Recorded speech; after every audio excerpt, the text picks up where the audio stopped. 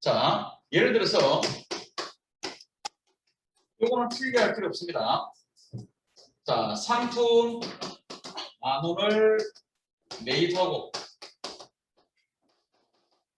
현금 지급하다. 필기할 필요 없습니다. 이거는. 자, 이런 애들을 뭐라고 부르냐면은 거래라고 부릅니다. 이런 애들을 거래. 자, 기업에는 자, 이런 거래들이 하루에도 뭐 수십 개 생기겠죠. 그럼 일주일, 한 달이면, 1년이면 엄청난 거래가 발생하죠. 그 엄청나게 많이 발생한 이런 거래들을 이렇게 서술형을 그대로 장부에다가 적어가 타이핑해가지고 요거 1년치 해가지고 그죠? 책 한 10권 분량 해가 국세청에 자 보고 국세청 봅니다. 언제 다 봐? 그죠? 그걸 언제 다 봐? 그래서 회계는 뭐냐면 이런 걸 보고를 해야 되는데 간단하게 그죠? 삼성전자도 딱 정확하게 하면 두 바닥 재무상태표, 손익계산서 그거 말고도 세 가지가 더 있긴 있습니다. 요 앞에 보면 두평분식 있죠. 분식집. 분식집도 두 바닥이에요. 요 옆에 짜장면집, 라이짜 그것도 두 바닥. 똑같아. 그 압축하는 과정이 있습니다. 그 압축 세 번 딱 하면은 라이짜든 삼성전자든 예? 두평분식이든 똑같아. 두 바닥 착착 나타. 두 바닥이 뭐. 그 첫 번째 압축, 그 압축하는 과정 첫 번째 압축이 바로 뭐냐? 분계라는. 제일 중요한 거죠. 초짜들은 분계, 요게 이제 목숨거리. 분계를 잘해요. 분계. 이걸 딱 보고 이거 분계를 이렇게. 분계가 뭐냐?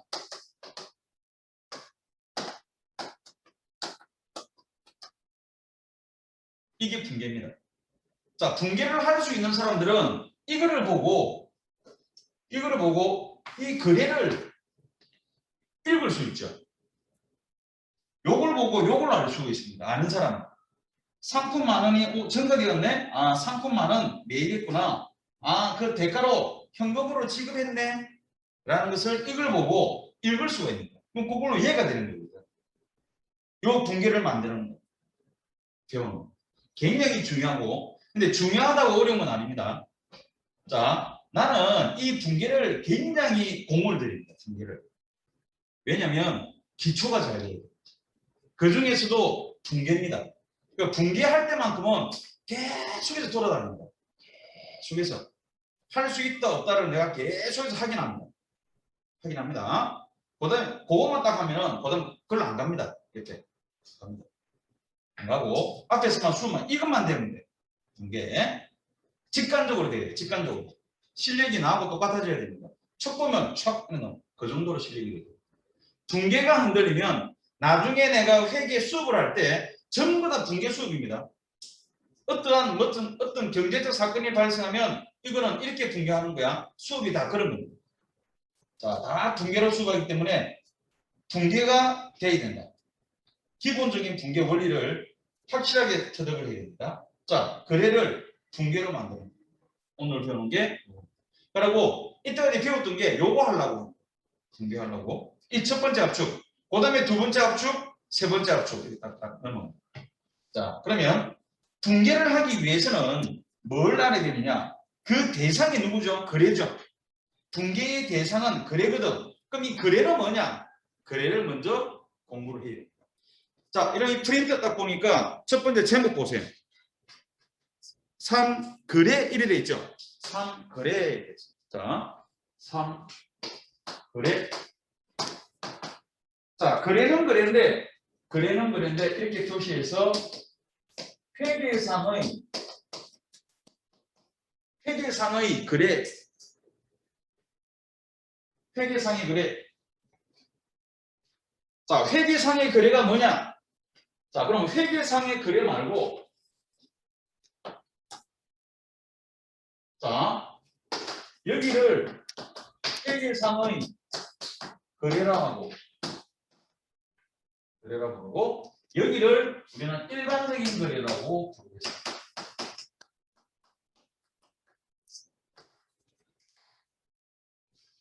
회계상의 거래와 일반적인 거래를 구분하는 거 시험에 나옵니다. 이건 시험에 출제됩니다. 객관식에 나오죠. 객관식 15개 중에서 앞부분에 나옵니다. 다음 중 회계상의 거래인 것은, 회계상의 거래 아닌 것은 여기 출제됩니다. 배울 때는 힘드는데 시간 지나면 당연한 거야, 이거. 당연한 걸 공부한 겁니다. 당연한 거. 시간 지나면 당연한 거. 지금 이해 잘 안 돼도 괜찮아. 넘어가면 됩니다. 자, 그러면 뭐냐? 회계상의 거래는 조건이 있어. 회계상의 거래는 조건이 있는데 그 조건이 뭐냐? 자산, 부채, 자본의 정강 변화가 발생해야 한다. 자산, 부채, 자본의 정강 변화가 발생하는 것들을 우리는 회계상의 거래, 여기에 있는 얘들이 회계상의 거래입니다. 자산, 부채, 자본의 정강 변화가 발생하는 것들. 그러면 얘들은 일반적인 거래도 있는데 일반적인 거래 이게 연결되어 있는 것도 있죠. 연결되어 있는 것도 있습니다. 그럼 문제는 여기야. 문제는 여기. 문제는 여기. 여기 애들은 자산, 부채, 자본의 정강 변화가 없다. 여기 애들은. 그래서 시험에는 반드시 이래 놓습니다. 일반적인 거래는 뭐게 이렇게는 절대로 시험 안 됩니다. 시험에는 회계상의 거래인 것은, 회계상의 거래가 아닌 것은, 인 것은, 아닌 것은 딱입니다. 자, 그러면 여기에 자산, 부채, 자본의 정강 변화가 발생하는 것들을 골라내는데 그러면 이건 뭐냐? 얘들은 자산, 부채, 자본의 정강 변화가 없다는 겁니다. 얘들은 자산, 부채, 자본의 정강 변화가 있고 자산, 부채, 자본의 정강 변화가 있기 때문에 얘들이 붕괴가 되는 겁니다. 이 붕괴한 것을 다르게 얘기하면 회계 처리인 거예요. 그리고 이 회계 처리가 완성이 되면은 나중에 이제 프로그램에서 전표 처리하는 걸 배우죠.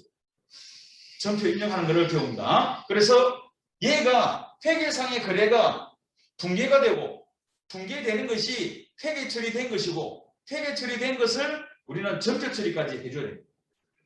그렇게 되는 것들을 우리는 회계상의 거래들입니다. 그러면 우리가 무조건 뭔가 발생하면 다 해야 되느냐? 판단해야 돼. 아, 얘는 일반적인 거래네. 무시. 알죠? 아, 얘는 회계상의 거래인데 그러면 붕괴하고 전표 처리해줘야 돼. 이렇게 얘기하면 야, 그걸 어떻게 판단하지? 시간 지나면 저절로 됩니다. 당연한 겁니다. 당연한 거 시간 지나면 배울 때만 조금 심각하죠. 그러면 여기 일반적인 거래는 어떤 것들이 있느냐? 외모는 완전 거래입니다. 근데 속성은 거래 아니에요. 자, 어떤 것들이 있냐면은 약속, 보관,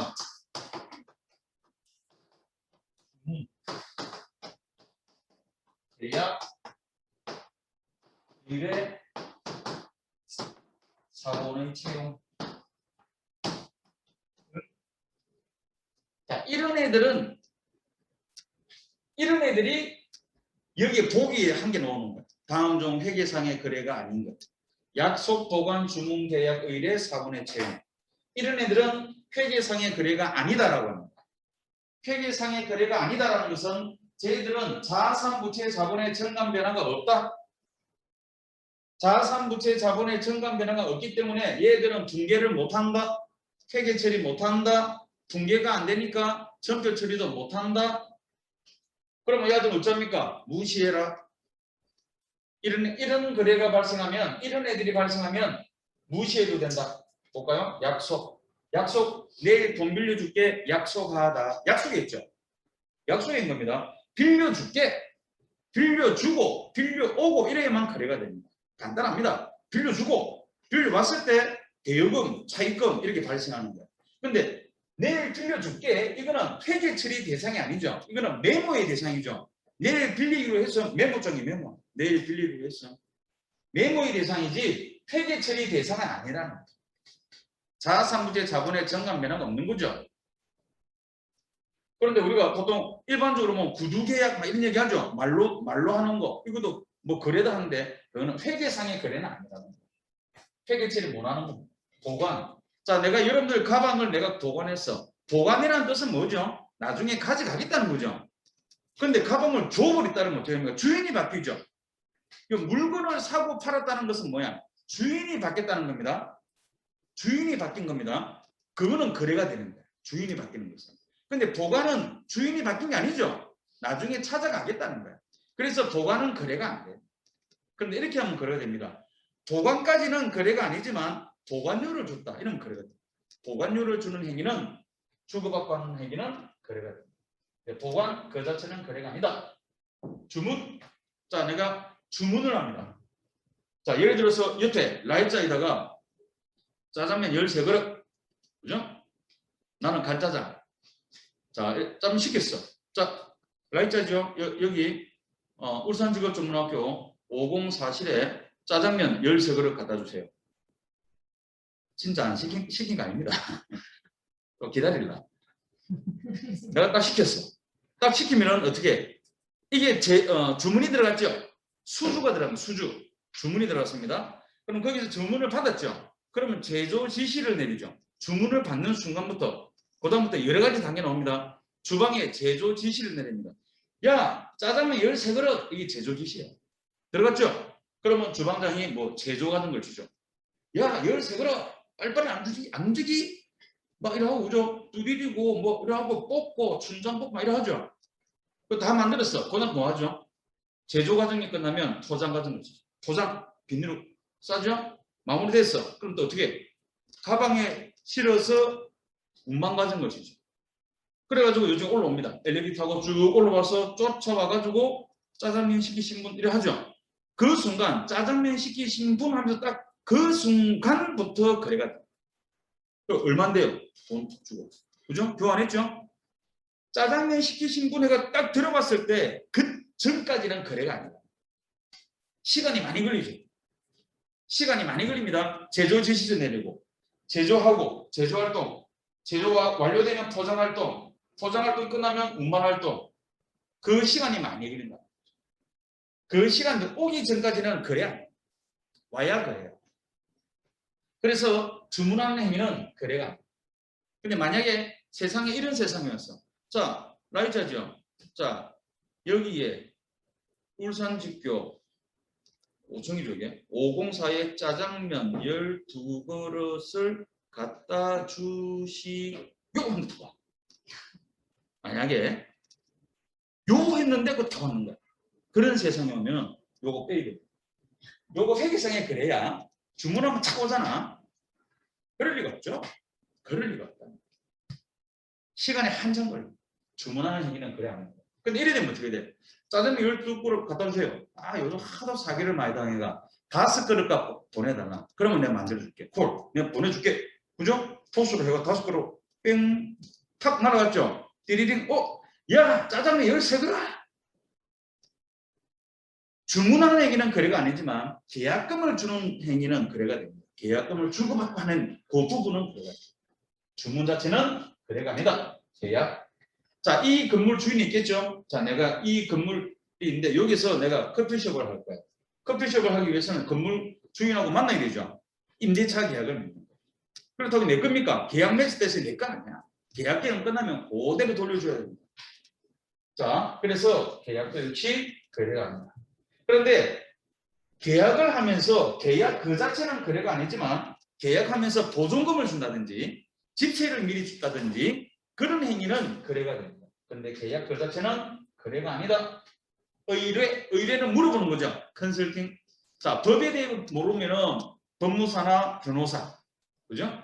회계나 세무에 관련돼서 물어보려면 세무사나 회계사한테. 그 다음에 뭐 부동산 매매는 공인중개사죠.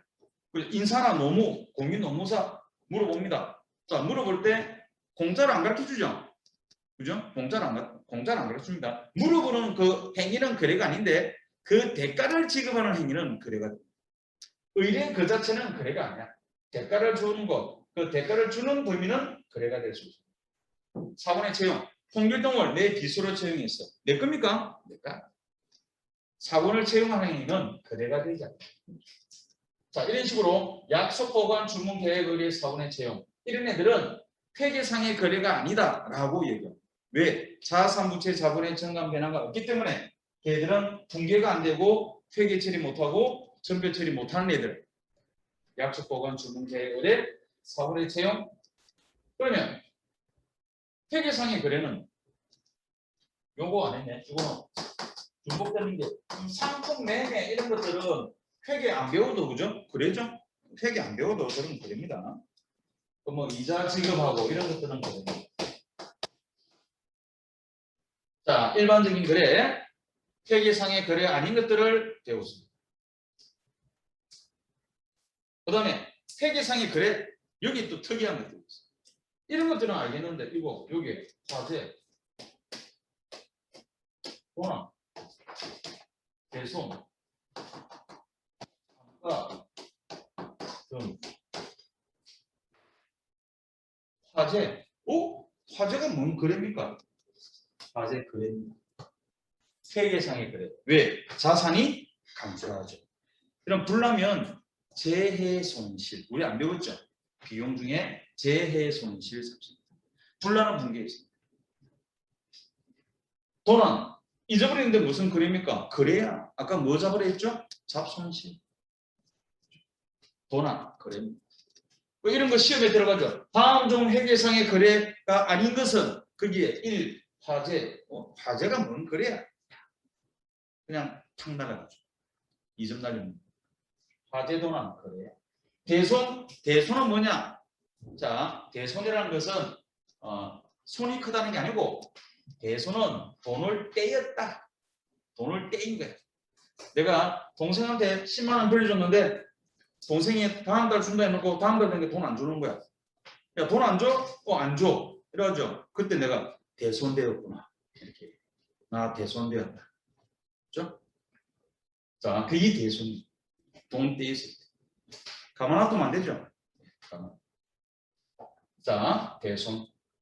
감가. 감가는 뭐냐? 가치가 떨어집니다.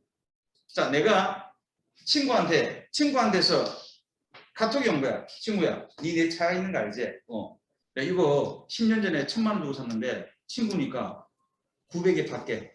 그러면 답 좀 줘야 되죠. 뒤질래. 그 친구는 뭘 생각 안 했죠? 가치 떨어진 걸 생각 안 했죠? 이렇게 하면 어떻게 돼? 친구야, 내가 10년 전에 내 이 차 1,000만 원 주고 샀는데 지금 10년 지났거든. 내 니한테 100만 원을 팔게. 그럼 뭐야? 좀 합리적이죠? 그럼 생각해 볼 만한 거. 그 친구는 10년 전에 1,000만 원 주고 샀는데 지금 10년 동안 900만 원의 가치가 떨어졌겠다라고 생각하겠죠. 그래서 100만 원이 판다 이 생각하는 거거든. 그 900만 원의 가치가 떨어지는 것을 감가하는 거 계산합니다. 그걸 어떻게 계산합니까? 대충 하는 거죠. 그런데 책에는 대충 해라 이러면 책 안 팔리죠. 책에는 멋지게 추정치 이렇게 됩니다. 추정치. 대손도 추정치. 감가도 추정치. 나중에 배우죠. 제일 중요한 거죠. 시험에 100% 나오는 거. 나중에 배웁니다. 자, 이런 애들이 회계상의 거래. 요 노란색. 자산부채 자본의 증감 변화가 발생하는 것. 이거는 붕괴되는 것, 회계 처리되는 것, 전표 처리할 수 있는 것. 얘들은 자산부채 자본의 증감 변화가 없는 것들. 얘들을 일반적인 거래다라기보다는 회계상의 거래가 아니다라고 얘기합니다. 그렇죠? 얘들은 회계상의 거래가 아니다. 자, 그러면 이제 거래에 대해서 공부를 했고요. 그다음 붕괴를 하려고 그러면은 뭘 또 알아야 되느냐? 그럼 지금 내가 좀 빠릅니까? 수업이? 내가 오늘 할 분량이 있는데 그걸 아무리 봐도 다 못해요. 오늘 할 분량이 있는데. 그러니까 내가 자꾸 욕심을 가지니까 말이 빨라져. 좀 다 못해도 느긋하게 나가겠습니다. 자, 그 다음 붕괴를 하기 위해서는 뭐가 필요하냐면은, 자, 우리 재무상태표 있죠? 자, 재무상태표 기억을 떠올리세요. 그럼 재무상태표 그저께 만들어봤는데 차비는 뭐가 들어갔죠? 차비는 자산이 들어갔죠. 대비는 뭐뭐 들어갔죠? 부채와 자본이 들어갔죠. 그래서 자산은 자산이 증가가 오면은 차변에 들어가고 반대로 자산의 감소가 오면 대변에 들어가요. 왼쪽이 차변이고 오른쪽이 대변입니다. 그 다음에 부채가 대변에 있으니까 부채의 증가는 대변에 가고 부채의 감소는 차변에. 그 다음에 자본도 마찬가지. 자본은 대변에 있거든. 그래서 자본의 증가 대변에 가고요. 반대편에 자본의 감소고. 그 다음 우리가 첫 시간에 손익계산서를 했는데 손익계산서 차변에 비용이 들어갔죠. 그래서 차변의 비용은 발생, 반대편의 비용의 소멸. 대변에 수익이 들어갔죠. 대변에 수익의 발생, 차변에 수익의 소멸. 자, 이 10개 중에서 요 비용의 소멸과 수익의 소멸은 잘 안 나타난다. 근데 나타납니다. 나오긴 나와. 근데 잘 안 나와. 그래서 얘 둘이 빼고 나머지 8가지, 이 8가지를 우리는 거래의 8요소라고 얘기합니다. 자, 그러면 이거를 좀 살짝 다르게 설명하면은 이래 됩니다. 자산의 증가, 부채의 감소, 자본의 감소, 비용의 발생은 얘들은 무조건 차변급. 자산이 증가한다든지 부채가 감소하고 자본이 감소하고 비용이 발생하는 애들은 반드시 걔들은 차변에 넣어줘야 됩니다. 그 다음에 자산의 감소, 부채의 증가, 자본의 증가, 수익의 발생은 얘들은 반드시 대변에 넣어줘야 됩니다. 만약에 자산의 감소가 차변에 와 있죠. 그 답은 틀린 겁니다. 무조건입니다. 딱 정해져가 있어. 자산의 증가, 부채의 감소, 자본의 감소, 비용의 발생은 차변급 딱 정해져가 있죠. 차변급, 자산의 감소, 부채의 증가, 자본의 증가, 수익의 발생은 대변급. 만약에 자본의 증가가 차변에 있다. 걔는 틀린 거야. 얘는 틀린 거예요. 시험에 그래 출제됩니다. 가나다라 1, 2, 3, 4 이래가지고 차변에 자산의 감소 있죠. 그 다음은 틀리다. 자산의 감소는 반드시 어디가 해야 된다? 대변만. 반드시 부채의 증가는 대변이. 자본의 증가는 반드시 대변만 나요. 절대로 얘들은 차변에 오면 그건 틀린다. 자, 그럼 읽어볼까요? 저 거래의 8요소는 이 붕괴의 원리입니다. 자, 상품 만 원을 매입했죠. 그럼 상품이라는 자산이 어떻게 되었죠? 증가가 되었거든. 상품이라는 자산을 매입했으면 상품이라는 자산이 증가되었죠. 자산의 증가는 차변에 적어야 돼. 그래서 차변에 상품 만 원 적었습니다. 그 대가로 현금을 지급했죠. 현금이라는 자산이 어떻게 됐다? 감소가 됩니다. 지급했으니까. 자산의 감소는 반드시 대변에 들어가야 돼. 그래서 대변에다가 이렇게 넣어줍니다.